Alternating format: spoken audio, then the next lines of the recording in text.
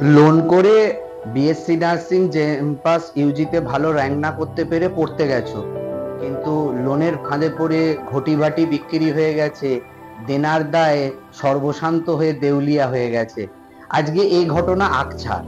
যারা লোন করে ধারের টাকায় দেনার টাকায় ব্যাংক থেকে লোন করে বিএসসি নার্সিং পড়তে গেছো নার্সিং কলেজে, বা জিএনএম পড়তে গেছো 7-8 লাখ টাকা লোন করে, সেই স্টুডেন্ট ক্রেডিট কার্ডে হোক বা এডুকেশনাল লোন হোক, তারা আজকে দেউলিয়া হয়ে গেছে, তারা পথে বসেছে। তাদের আজকে কি হয়েছে না, তাদের বাবা মা ঘটিবাটি জমি জমা গয়নাগাটি বিক্রি করতে পথ পাচ্ছে না। কেন না, রোজ ব্যাংকের লোক এসে কড়া নাড়ছে, আপনার স্টুডেন্ট ক্রেডিট কার্ডে নেওয়া লোনের টাকা শোধ করবেন কবে, বা আপনার এডুকেশন লোনে নেওয়া টাকা শোধ করবেন কবে। তুমি তো টাকাটা ধার নিয়েছিলে 10 লাখ টাকা, 12 লাখ টাকা, কিন্তু সেটা 4% সুদের হারে সুদে আসলে এখন তো হয়ে গেছে 15 লাখ টাকা। এবারে 15 লাখ টাকা সুদবে কি করে? কারণ বেসরকারি নার্সিং কলেজ থেকে পাশ করে বেরিয়ে চাকরিটা কোথায় পাবে? সব বড় বড় যে নার্সিং কলেজ তাদের কি আছে না, নিজস্ব হসপিটাল আছে। তাদের হসপিটাল 400 বেড 500 বেডের। এবার এই 400-500 বেডের হসপিটালে কত নার্স লাগে? ম্যাক্সিমাম 200-300 নার্স লাগে। তাদের সিট ক্যাপাসিটি কত কলেজের? না, তাদেরই নিজস্ব ক্যাপাসিটি 100। তাহলে সেই কলেজ থেকে যারা পাশ করে বেরোবে, তারা তাদের হসপিটালেই যদি চাকরি করতে যায়, প্রথমত আমি ধরে নিই 1 বছরেই তো 100টা নার্সকে নিতে হবে, তারপরের বছরের ব্যাচেই তো 200টা নার্স হয়ে যাবে। তাহলে তারপরের বছরের ব্যাচকে আর কোথায় তারা জায়গা দেবে? আর অন্য কোনো হসপিটাল কেন তোমাকে নেবে? কারণ তাদেরও নার্সিং কলেজ আছে। এবার তাদের নার্সিং কলেজে তো তাদের নার্সিং কলেজ থেকে বেরোনা ছাত্রছাত্রীরাই ঢুকবে গিয়ে, সেখানে তোমাকে অন্য নার্সিং কলেজ থেকে পাশ করে গিয়ে তোমাকে কে চাকরি দেবে? এবারে আমারই মনে করো একটা নার্সিং হোম আছে, নার্সিং কলেজ আছে। এবার আমার নার্সিং হোমে 300 নার্স লাগবে, আর আমার একটা নার্সিং কলেজ আছে, সেখানে মনে করো আমার 100টা সিট আছে। তো আমার প্রথম 3 বছরের ছাত্রছাত্রীকে যদি আমি চাকরিটা দিয়ে দিই, তাহলে আমি চতুর্থ বছরের ছাত্রছাত্রীকে চাকরিটা প্লেসমেন্টটা করবো কি করে? তাহলে আমাকে কি করতে হবে?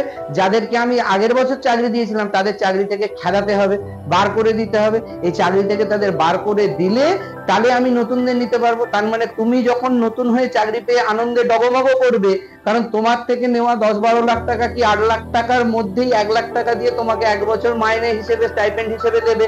ওদের প্রতিশ্রুতির মতন কি হবে, প্লেসমেন্ট করবার প্রতিশ্রুতি পূরণ হয়ে যাবে। এবারে যেই 1 বছর হবে একটা ওছিলা দিয়ে বা বাহানা দিয়ে তোমাকে বলবে গুড বাই টাটা, এসো, আর দরকার নাই। তখন কেন নতুন ব্যাচের যারা আছে আবার তাদের নিতে হবে, আবার তাদেরই কোর্স ফি 10 লাখ টাকা 8 লাখ টাকা থেকে 1 লাখ টাকা তারা মাইনে হিসেবে 1 বছর দেবে। তারা ধরে রেখেছে কোর্স ফির মধ্যে ওই 1 লাখ টাকা 1 বছর তাদেরই মাইনে হিসেবে তোমায় ফিরিয়ে দেবে। তাদের 9 লাখ টাকা 10 লাখ টাকা করে লাভ হয়ে যাবে। বোঝাতে পারছি? তাহলে কি হবে না, তোমার 10 লাখ 12 লাখ টাকা দিয়ে পড়ার টাকা থেকেই 1 লাখ টাকা দিয়ে তোমাকে 1 বছর চাকরিতে রাখবে ওদের নিজস্ব হসপিটালেই। তাতে কি হবে, ওদের প্লেসমেন্ট করার যে প্রতিশ্রুতি সেটা পূরণ হবে। ওরা তো বলেনি তোমায় 10 বছর চাকরি দেবে, 15 বছর চাকরি দেবে, 20 বছর চাকরি দেবে, আজীবন চাকরি দেবে, পুরো পাক্কা চাকরি দেবে, এরকম তো কোনো প্রতিশ্রুতি দেয়নি। প্লেসমেন্টের প্রতিশ্রুতি দিয়েছে। তো তোমাকে কি করবে না, তোমার থেকেই 12 লাখ টাকা নেবে, 8 লাখ টাকা নেবে, 9 লাখ টাকা নেবে, নিয়ে তো ওই টাকাটা ধরা থাকবে যে তোমাকে ওটা পে ব্যাক করবে 1 লাখ টাকা মাইনে হিসেবে করে, তারপরে ওরা বাকি টাকা ওদের প্রফিট নিয়ে নেবে। তাহলে ওরা কি করলো, তোমাকে পাস করিয়ে প্লেসমেন্ট হিসেবে তোমার ওদের হসপিটালে চাকরি দিল, পূরণ হয়ে গেল প্লেসমেন্টের প্রতিশ্রুতি। তোমার টাকা থেকেই 1 লাখ টাকা তোমায় দিয়ে দিল, তুমিও নাচছো ডগমগ করছো। দ্বিতীয় বছরে যখন নতুন ব্যাচ আসবে তোমাকে বলবে tata bye bye good bye, তোমাকে একটা যে কোনো অজুহাত দিয়ে দেবে, দিয়ে তোমাকে কি করবে, তোমাকে সরিয়ে দেবে। তোমাকে সরিয়ে দিয়ে সেই জায়গায় আবার নতুন লোক নেবে। অতএব এইটা কিন্তু ভালো করে মাথায় রাখবে যে প্লেসমেন্টের নামে কিন্তু এই এই ব্যাপারটা চলছে সর্বত্র। অতএব তোমাকে কিন্তু কেউ 10-12 বছরের চাকরি দেবে না। এই জন্য লোনের টাকা নিয়ে পড়ে নিজের জীবন ঘটিবাটি বিক্রি করে নিজেকে দেউলিয়া করে দিও না। ঋণগ্রস্ত হয়ে নিজের বাড়ির গয়না বিক্রি করে দিও না, কারণ প্রচুর নমুনা আসছে মা বাবার গয়না বিক্রি করতে হচ্ছে, নয় বাবা ঘটিবাটি জমি জমা বিক্রি করতে হচ্ছে, নয় শেষ পুঁজি যেটা রিটায়ারমেন্টের সেটা দিয়ে করতে হচ্ছে শোধ। কারণ ব্যাংকের লোক রোজ এসে তাগাদা করছে, আমাকে লোনের টাকাটা শোধ করুন, লোনের টাকাটা শোধ করুন। লোনের টাকা কবে শোধ করবেন? কারণ তোমাকে কি কেউ বলেছে যে স্টুডেন্ট ক্রেডিট কার্ডে যে টাকাটা তুমি লোন নিচ্ছ সেটা কোনোদিন শোধ করতে হবে না, সেটা কোনোদিন পরিশোধ করতে হবে না? বলে দিয়েছে না, ব্যাংক বলেছে না, সরকার বলেছে না, কেউ বলেছে, কলেজ বলেছে যে ওই টাকাটা শোধই করতে হবে না যদি না তুমি চাকরি পাও? সেটা তো কেউ বলেনি। চাকরি না পেলেও তোমাকে শোধ করতে হবে, ঘরের টাকা দিয়ে শোধ করতে হবে। আর যদি তুমি শোধ করতে নাও পারো বা শোধ না করো, ব্যাংক এসে তোমাকে গলায় গামছা দিয়ে টানতে টানতে হিড়ের করে নিয়ে যাবে। এবং সব থেকে বড় কথা হচ্ছে, ওই লোনটা তোমার মাথার উপরে থাকলে তুমি যদি ছোটখাটো কোনো ব্যবসাও করতে যাও পরে আর লোন পাবে না, তুমি যদি ছোটখাটো বাড়ি ঘরও করতে যাও আর লোন পাবে না। কারণ ওই লোনের টাকা যতক্ষণ না শোধ হবে ততক্ষণ তোমার ক্রেডিট স্কোর বা সিভিল স্কোর যেটা থাকে, একটা মানুষের উপরে এখন প্যান কার্ড আছে, প্যান কার্ডের সঙ্গে আধারের সঙ্গে সব লিঙ্ক হয়ে গেছে। অতএব তুমি যখনই কোনো ব্যাংক থেকে একটা লোন নেবে, সারা ভারতবর্ষের সব ব্যাংক জানতে পেরে যাবে এর নামে এত টাকা লোন আছে। তুমি মনে করো একটা ব্যাংক XY ব্যাংক থেকে লোন নিয়েছো, এবার নিয়ে সেটা শোধ করোনি, তুমি এবারে এবি ব্যাংকে গেছো লোন নিতে, কিন্তু সেই এবি ব্যাংকও জেনে গেছে তুমি XY ব্যাংক থেকে একটা লোন নিয়েছো। অতএব সেই লোনটা শোধ করেছো কি করোনি সেটাও তাদের কাছে ডিটেলস থাকবে। অতএব তখনই বলবে যে আপনি তো XY থেকে একটা লোন নিয়েছিলেন, সেই লোনটা 15 লাখ টাকা 20 লাখ টাকা হয়ে গেছে, আপনি শোধ করতে পারেননি, আপনি আমার থেকে লোন চাইতে এসেছেন, আপনাকে লোন দেওয়া হবে না, আপনি তো লোন নিয়ে লোন শোধ করতে পারেন না। অতএব সেই বলে তোমার কিন্তু নতুন করে আর লোন পাওয়ার রাস্তাও বন্ধ হয়ে যাবে। ব্যবসা পাতি, বাড়ি ঘর বা কোনো বিপদ আপদে যদি লোন করতে যাও, যদি আগের টাকার লোনটা না শোধ করো, XY ব্যাংকে নিয়ে ভাবছো যে আমি এবি ব্যাংক থেকে একটা লোন নিয়ে নেবো, হবে না। এখন তুমি ভারতবর্ষের যে কোনো ব্যাংক, যে কোনো প্রান্ত, যে কোনো রাজ্য থেকে যদি একটা লোন তোলো, ভারতবর্ষের সব ব্যাংক, সরকারি বেসরকারি সব ব্যাংক জানতে পেরে যাবে তোমার নামে কোনো লোন আছে কিনা। কারণ তোমার আধার কার্ড প্যান কার্ড দিলেই এসে যাবে যে এর নামে স্টুডেন্ট ক্রেডিট কার্ড হোক বা এডুকেশন লোন হোক, সেই নামে একটা 10 লাখ 12 লাখ টাকার লোন রয়েছে, যে লোনটা এই ভদ্রলোক শোধ করেনি।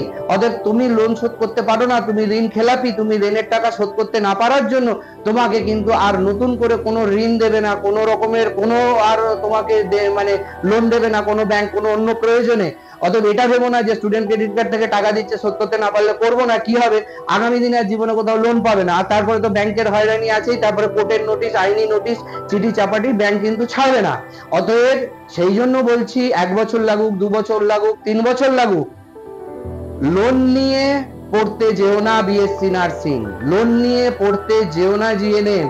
পড়লে সরকারি কলেজে পড়ো, বিনা পয়সায় প্রায় সরকারি কলেজে বিএসসি নার্সিং পড়ানো হয়, ডিগ্রিটারও দাম বেশি বেসরকারি কলেজের থেকে।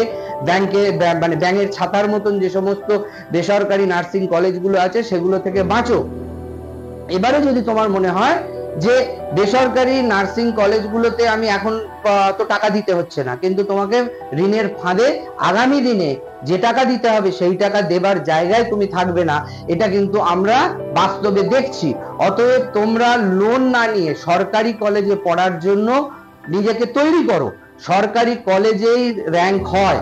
তুমি সরকারি কলেজে যারা র্যাঙ্ক করেছে বা সরকারি কলেজে যারা র্যাঙ্ক করছে তাদের সঙ্গে কথা বলো যে তারা সরকারি কলেজে কি করে র্যাঙ্ক পেলো, কিভাবে তারা পড়াশোনা করলো, তারা কিভাবে নিজেদের প্রস্তুতি নিল, তারা কিভাবে নিজেদের তৈরি করলো, তারা কি কি ভাবে নিজেকে রেডি করেছে যে তারা সরকারি কলেজে র্যাঙ্ক পেয়েছে। সরকারি কলেজে মনে করো তোমার বিএসসি নার্সিং এ 1000 জন তো সরকারি কলেজে যাচ্ছে, জিএনএম এ 3000 জন তো সরকারি কলেজে যাচ্ছে। তা তুমি একজন, তুমি সেই 3000 জনের মধ্যে কেন হবে না, বা ওই 1000 জনের মধ্যে তুমি বিএসসি নার্সিং করে সরকারি কলেজে কেন তুমি চান্স পাবে না? অর্থাৎ তুমি কেন সেই 1000 জনের মধ্যে একজন হবে না যে সরকারি কলেজে নার্সিং পড়বে বিএসসি বা সরকারি কলেজে জিএনএম পড়বে ওই 3000 জনের মধ্যে একজন? সেটা তুমি হবে না কেন? আর যদি 1 বছরে না হতে পারো, 2 বছরে হও, 3 বছরে হও, 4 বছরে হও, কিন্তু ঘরের টাকা নষ্ট করে পড়া হচ্ছে মূর্খামি, বোকামি। এটা একেবারে যারা হদ্দ মূর্খ তারা, লোভীরা যায় লোন করে পড়তে। যারা চালাক তারা নিজেদের যোগ্যতায় নিজে 2 বছর 3 বছর সময় দিয়ে তারা সরকারের টাকায় বিনা পয়সায় তারা তাদের ডিগ্রি হাসিল করে। ডিগ্রি কেউ কিনতে যায় না। তোমরা বোকা, তাই লোন করে পড়তে যাচ্ছ। লোন করে পড়া একমাত্র বোকামি এবং মূর্খামি।